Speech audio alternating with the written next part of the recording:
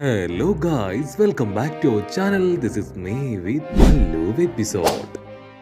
എപ്പിസോഡിന്റെ opening സീനിൽ 8 വർഷങ്ങൾക്ക് ശേഷം കോമയെ കാണിക്കുകയാണ്. കോമയ്ക്കാണെങ്കിൽ ഇപ്പൊ 17 വയസ്സായിരിക്കുകയാണ്. അവന്റെ അച്ഛന്റെയും അമ്മയുടെ ആഗ്രഹപ്രകാരം അവനിപ്പോ പാസ്റ്ററായി മാറിക്കഴിഞ്ഞു. ചർച്ചിലേക്ക് വരുന്ന വയസ്സായ പപ്പമാരുടെയും അമ്മമാരുടെയും എല്ലാവരുടെയും നടുവേദന, കൈവേദന, കാൽമുട്ടുവേദന അതെല്ലാം അവന്റെ ഉള്ളിലുള്ള സ്പെഷ്യൽ പവർ അതുപയോഗിച്ച് അവൻ ഹീൽ ചെയ്യുകയാണ്. അവർക്കാണെങ്കിൽ ഒരുപാട് സന്തോഷം. വേദനയിൽ നിന്ന് മുക്തി കിട്ടിയ അവര് വാവ്, സത്യത്തിൽ ഇത്രയും പവറുള്ള ഒരാളെയും ഞങ്ങൾ ഇതുവരെ കണ്ടിട്ടില്ല. വർഷങ്ങളായിട്ട് ഉറങ്ങാൻ കഴിയാതിരുന്ന ഞങ്ങളുടെ പെയിൻ അത് മുഴുവനും നീ മാറ്റി. നീ ശരിക്കും ഒരു നല്ല പ്രീസ്റ്റ് തന്നെയാണ്. ഒരുപാട് വർഷങ്ങൾക്ക് മുൻപ് നിന്റെ പപ്പയും അമ്മയും ഉണ്ടായിരുന്ന സമയത്ത് ഞങ്ങൾ ഇവിടേക്ക് വരാറുണ്ടായിരുന്നു. പക്ഷേ ഒരിടയ്ക്ക് നിങ്ങൾ ആരെയും കാണാതായി. പിന്നീട് ഇപ്പോഴാണ് ഈ ചർച്ചിലേക്ക് വരാൻ കഴിഞ്ഞതും നിന്നെ കാണാനായിട്ട് സാധിച്ചതും. തീർച്ചയായിട്ടും നിന്റെ പപ്പയും അമ്മയും ഹാപ്പി ആയിട്ട് ഏതെങ്കിലും ഒരു ഭാഗത്തുണ്ടാവുമെന്ന് പറയും. അമ്മയ്ക്കാണെങ്കിൽ അവരുടെ വാക്കുകളെല്ലാം കേട്ട് ഒരുപാട് സന്തോഷം. അവൻ്റെ അച്ഛൻ്റെ അമ്മയുടെ ആത്മാക്കൾ അവരിപ്പോൾ സന്തോഷിക്കുന്നുണ്ടാവുമെന്ന് അവൻ കരുതുകയാണ്. അവിടെ നടന്ന സംഭവങ്ങളും അവരുടെ ലൈഫിലുണ്ടായ കാര്യങ്ങളൊന്നും അവിടെയുള്ളവർക്ക് അറിയില്ല. ആ ജനങ്ങളെല്ലാവരും അവനെ ഇപ്പോൾ ഒരുപാട് റെസ്പെക്റ്റോടു കൂടെയാണ് നോക്കിക്കാണുക. മാത്രമല്ല അവൻ്റെ ആ ഹീലിംഗ് ഹാൻഡ്, അതിനോട് അവർക്ക് ഒരുപാട് റെസ്പെക്റ്റ്. ആ ജനങ്ങളാണെങ്കിൽ അവൻ്റെ അടുത്ത് റിക്വസ്റ്റ് ചെയ്യും, എല്ലാ സൺഡേയും മാത്രമേ നിങ്ങളെ കാണാനായിട്ട് ഞങ്ങൾക്ക് അവസരമുള്ളൂ. നിങ്ങൾക്ക് ബുദ്ധിമുട്ടില്ലെങ്കിൽ എല്ലാ ദിവസവും ഇത്തരത്തിലുള്ള ഹീലിംഗ് പ്രോസസ്സ് അത് നടത്തിക്കൂടെ. കൂമയാണെങ്കിൽ അതിന് മറുപടി പറയാനായിട്ട് ശ്രമിക്കും. പക്ഷെ അവൻ്റെ കൂടെയുള്ള ആ പെണ്ണ്, അവളാണെങ്കിൽ ദേഷ്യപ്പെട്ട് ടെററായിട്ട് അവരോട് പറയും, നിർത്തിടാ നിങ്ങൾ, സ്റ്റോപ്പ് ദ ഫക്ക്.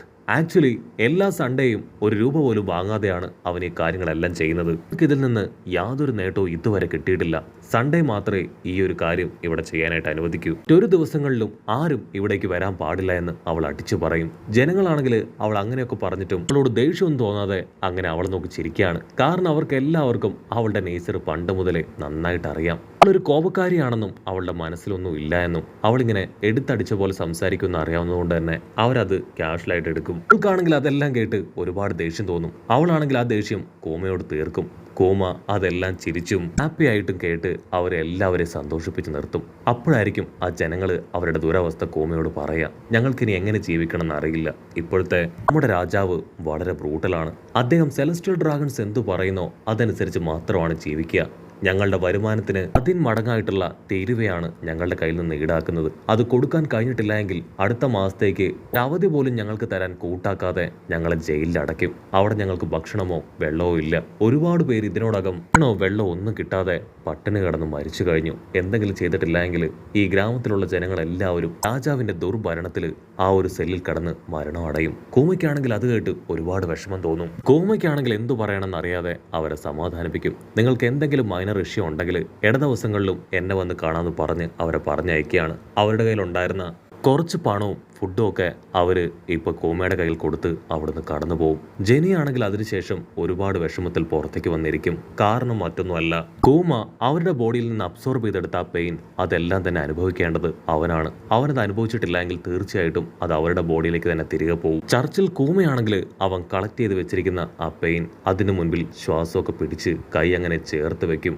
പെയിൻ ആണെങ്കിൽ അവന്റെ ബോഡിയിലേക്ക് അബ്സോർബ് ആവുന്ന ആ സമയം അവൻ ഒരുപാട് വേദനയിൽ ഉച്ചത്തിൽ നിലവിളിക്കുകയാണ്. അവന്റെ നിലവിളി ആ ഒരു ചർച്ചിൽ ഇടിമിന്നൽ പോലെ മുഴങ്ങും. സത്യത്തിൽ ഈ ഒരു കാര്യം അറിയാവുന്നത് ജെനിക്ക് മാത്രമാണ്. അതുകൊണ്ടാണ് ഇത്തരത്തിൽ ആരെങ്കിലും അവിടേക്ക് വരുമ്പോൾ അവള് ഹീൽ ചെയ്യാൻ വരുന്ന അപ്പാപ്പന്മാരോടും അമ്മാമ്മമാരോടും ദേഷ്യപ്പെടുന്നത്. അവളാണെങ്കിൽ അനുഭവിക്കുന്ന വേദന അത് ഓർത്ത് ഇപ്പോൾ ഒരുപാട് വിഷമത്തിൽ അങ്ങനെ ഇരിക്കും. അവനാണെങ്കിൽ ആ ഒരു പെയിൻ അത് മുഴുവനായിട്ടും ബെയറിയതിനു ശേഷം തെറിച്ചു പോയി അടിച്ചു വീഴും. ഉടനെ ജെനിയാണെങ്കിൽ അവനെ എടുത്ത് അവനെ താങ്ങി പിടിച്ച് ആ ബെഡിൽ കിടത്തി അവന് ട്രീറ്റ്മെന്റ് കൊടുക്കും. ഇതുകൊണ്ടാണ് ഞാൻ നിന്നോട് പറഞ്ഞത്, ഇനിയെങ്കിലും നീ മറ്റുള്ളവരുടെ പെയിൻ അത് ഏറ്റെടുക്കാൻ പാടില്ല എന്ന്. അതിനവൻ പറയും, എനിക്ക് കുഴപ്പമൊന്നുമില്ല, ഞാൻ ഓക്കെയാണ്. മറ്റുള്ളവരുടെ പെയിൻ അത് ഏറ്റെടുത്ത് അവർ ഓക്കെ ആകുമ്പോൾ എനിക്ക് കിട്ടുന്ന സന്തോഷം അതൊന്നും വേറെ തന്നെയാണ്. ഈ പെയിനൊന്നും എന്നെ പെർമനന്റ് ആയിട്ട് ബാധിക്കുന്നതല്ല. ഇതിലൂടെ തീർച്ചയായിട്ടും ഞാൻ കൂടുതൽ സ്ട്രോങ് ആവുമെന്ന് പറഞ്ഞ് അവരാണെങ്കിൽ കിട്ടിയ ഫുഡൊക്കെ കഴിച്ച് അങ്ങനെ ഹാപ്പി ആയിട്ട് നിൽക്കും. വീണ്ടും 5 വർഷങ്ങൾക്ക് ശേഷം ഇപ്പൊ കോമയെയും ജെനിയെയും കാണിക്കും. അവർ രണ്ടുപേരും ഹാപ്പി ആയിട്ട് ഫുഡ് കഴിക്കുകയാണ്. അപ്പോഴായിരിക്കും ജിനി അവൾ കൂളായിട്ട് കോമയോട് ഒരു കാര്യം പറയാ, നിനക്ക് വിരോധമില്ലെങ്കിൽ നമുക്ക് രണ്ടുപേർക്കും മാരേജ് ചെയ്തുകൂടെ. കോമയാണെങ്കിൽ അത് കേട്ട് ഞെട്ടും.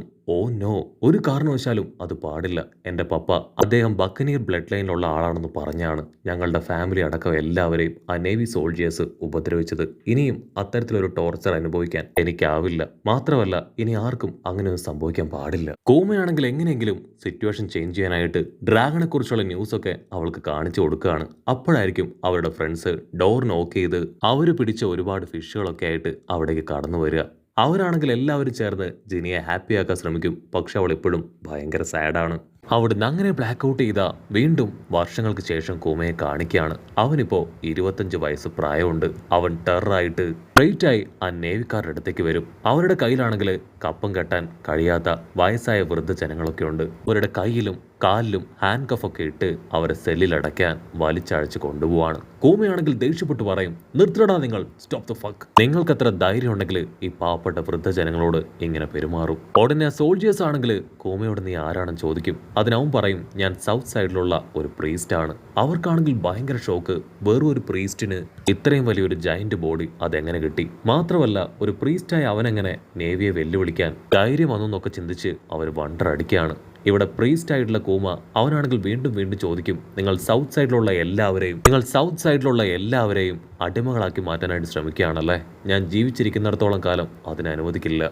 കൂമയുടെ വാക്കുകൾ കേട്ട് ഇപ്പോൾ വയസ്സായ ആൾക്കാർ അവര് ഒരുപാട് തവണ കൂമയുടെ ഹീലിംഗ് ഹെൽപ്പിലൂടെ കടന്നു പോയിട്ടുള്ളവരാണ്. അതുകൊണ്ട് തന്നെ അവർ കൂമയോട് വിളിച്ചു പറയും, കൂമ നിങ്ങൾ ദയവ് ചെയ്ത് ഇവിടുന്ന് കടന്നു പോകണം. നേവി സോൾജേഴ്സ് അവർ ദുഷ്ടന്മാരാണ്, തീർച്ചയായിട്ടും നിന്നെ അറ്റാക്ക് ചെയ്യും. പക്ഷെ കൂമയാണെങ്കിൽ അത് മൈൻഡ് പോലും ചെയ്യാതെ അങ്ങനെ ടെററായിട്ട് നിൽക്കും.